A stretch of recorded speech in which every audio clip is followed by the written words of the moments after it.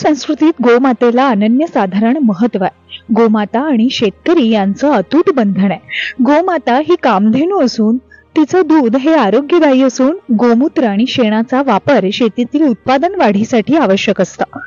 अशा या गोमातेचं निधन वर्षभरापूर्वी झालं आणि तिचे कुटुंबातील सदस्यांप्रमाणे हिंदू धर्मातील सर्व धार्मिक विधी करण्यात आले।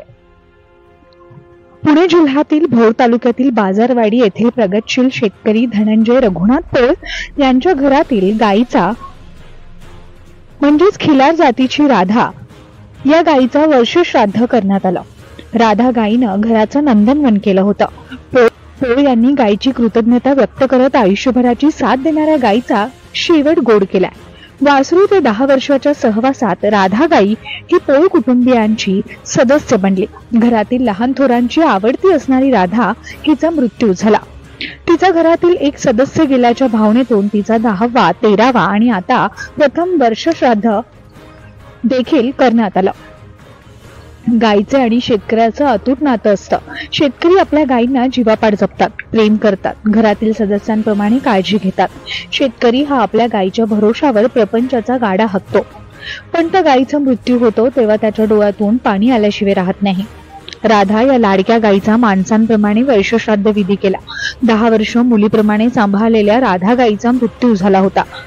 झाल्यावर ज्या पद्धतीनं सेवा विधी पार पडतात अगदी त्याच पद्धतीनं गायीच्या मृत्यूनंतरही विधी पार पडण्यात आल्या। महिला सबलीकरणाच्या पुरस्कर्त्या राष्ट्रीय कीर्तनकार नेहा भोसले साळेकर यांनी सुश्राव्य कीर्तनामध्ये गायीचं महत्व विशद करताना गाय आणि आई हे फक्त निस्वार्थ प्रेम करू शकते असं म्हटलंय। फोटोची विधिवत पूजा करून सुहासिनींनी औक्षण करून पुरणपोळीचा नैवेद्य दाखवण्यात आला। 21 गायींना पुरणपोळी चारण्यात आली।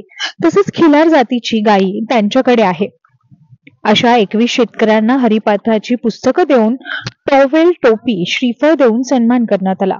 वर्षश्राद्ध निमित्तानं संपूर्ण गावाला श्रीखंडपुरीचं जेवण देण्यात आलं। जेवणानंतर भजनाचा कार्यक्रम घेण्यात आला। वर्षश्राद्धाच्या विधीसाठी सातारा, रायगड तसेच पंचक्रोशीतून बहुसंख्य नागरिक तसेच शेतकरी उपस्थित होते। Shivani Dhumal, news 18 local, Pune.